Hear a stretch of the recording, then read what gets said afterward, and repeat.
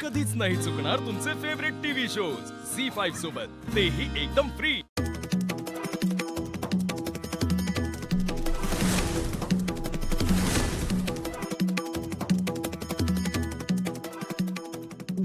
काय झालं? तुम्ही अशा का बघताय माझ्याकडे?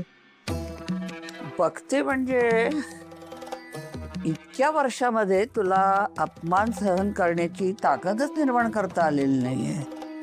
मी चार चौकात एवढा अपमान केला, त्याचा राग स्पष्ट दिसतोय चेहऱ्यावर। अजूनही फक्त मान सन्मान मिरवण्याची हौस दिसते। तुझ्या डोळ्यात ना संयमीपणा दिसतोय ना विनयशीलता आहे। कसा दिसणार? मनातच नाही, चेहऱ्यावर कसा दिसणार? असो, काय गं जयश्री, तुला ते दिवस आठवत आहेत का? जयश्री, नवी नवरी होऊन या घरात आलीस तेव्हाचे काय साधी पोळी वाटलीस, पण अत्यंत आतल्या गाठीची निघालीस।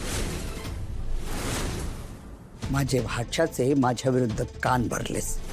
त्या वयात एवढ्या चाहड्या, एवढ्या कागाळ्या केल्यास की माधवचं मन माझ्या विरुद्ध दूषित होण्याआधी मी पुढचा धोका ओळखला आणि घर सोडून जाण्याचा निर्णय घेतला तुझ्यामुळे। आश्रमात निघून गेले मी, ध्यानधारणा केली, तपश्चर्या केली, मनोबल वाढवलं मी माझं। पण तुला मात्र इथे रान मोकळं मिळालं असणार, मी नव्हते म्हणून, ओके नाही? काय हे जयश्री, या घराची, या कुटुंबाची चांगली सून तू कधीच होऊ शकली नाहीस। नुसता दिखावा सगळा। माझी खात्री तुझ्या कर्मानी तुझ्या सुनाई तुझ्यासारख्याच मिळाल्या असणार तुला। हे बघा आत्याबाई, गुरुमाता, सगळं जग मला गुरुमाता म्हणून ओळखतं। तू काही जगावेगळे नाहीयेस, म्हण गुरुमाता। बरं गुरुमाता, मी काय आता लहान राहिलेली नाहीये। माझी मुलं सुद्धा संसाराला लागलीत, सुनाही चांगल्या आहेत, कर्म वगैरे असं काही नसतं।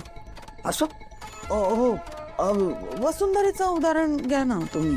आता ती चांगली आहे, मुलांचं छान करते, माझी पण सेवा करते। आता जर माझी कर्म वाईट असती तर तिच्यासारखी चांगली सून मिळाली असती का मला? बघा, विचार करा। मी येते।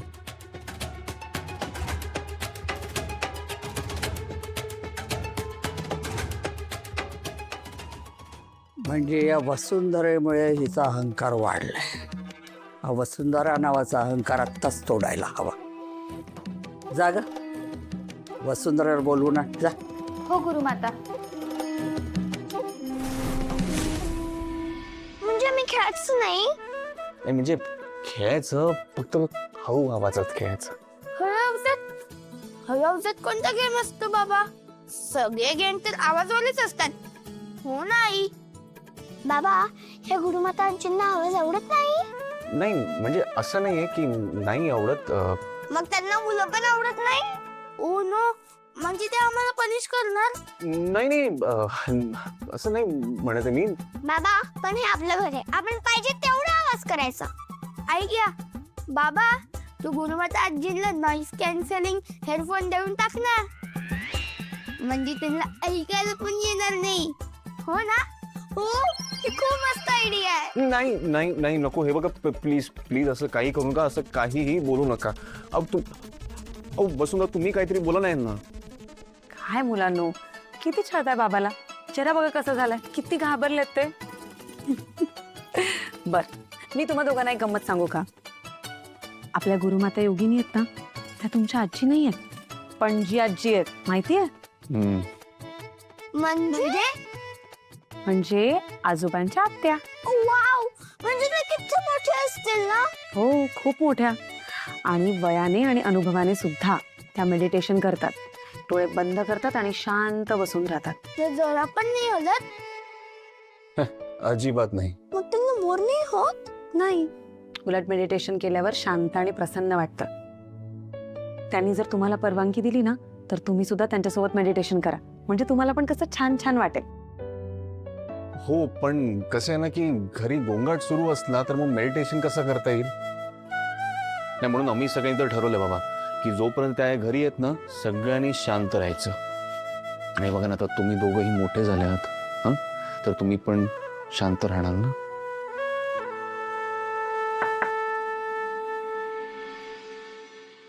वसुंधरा ताई, तुम्हाला गुरुमाता बोलवतायत. आलीच.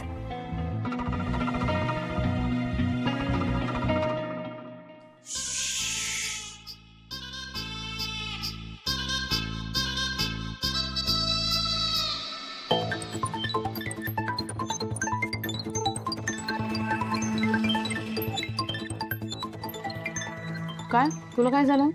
आई तुम्ही त्यांच्यासमोर असं का म्हणाला काय की वसुंधरा चांगली सून आहे, माझं नाव का नाही घेतलं? तू चोरून ऐकत होतीस की काय? नाही नाही नाही नाही मी आपली तिथून पास होत होते तेव्हा कानावर आलं. मुद्दाम मुद्दाम मी घेतलं तिचं नाव. काय गुरुमातेनं माझा अपमान केला खरा, पण तिला अजून हे कळलं नाहीये की मी सुद्धा पूर्वीची जयश्री राहिलेली नाही. कुठलं प्यादं कधी आणि कसं पुढे करायचं हे मलाही माहिती, म्हणून मी वसुंधरेचं नाव घेतलं. मला आयडिया आहे ग, मी जिचं कौतुक करेन ना तिची परीक्षा घ्यायला ती गुरुमाता कुठल्याही थराला जाईल. बघूया वसुंधरा या परीक्षेमध्ये पास होते का सासूचं नाक कापते ते. आणि समजा ती नापास झाली आणि तुमचं नाक कापलं तर आयुष्यभर वसुंधरेच्या मनात ही खंत राहील आणि हे तिला ऐकवायची एकही संधी मी सोडणार नाही. तिच्या अशा अवस्था करेन ना आयुष्यभर माझ्या पायाशी बसून राहील, डोळे वर करून बघणार नाही माझ्याकडे कधी. नाईस. पण समजा पास झाली तर माझंच कौतुक होईल. गुरुमातेला मान्य करावं लागेल की माझी माणसांची पारख चांगलीच आहे. गुरुमा निघून जाईल गे 4 दिवसात, पण जाताना मान खाली घालून जाईल. माझी शुद्धी करायला निघाले. वा वा वा, क्या बात आहे आई. म्हणलं तुम्हाला ते काय म्हणतात ना ते फ्लाइंग बर्ड्स अँड स्टोर. एका दगडात 2 पक्षी म्हणायचे का? तेच हो आई. यू डोंट वरी, मी आहे ना तुमच्या बरोबर. तुम्ही बघाच त्या गुरुमा समोर ना त्या वसूची कशी वाट लावते. तुम्हाला जे हवंय ना तेच होईल. Good night. Good night.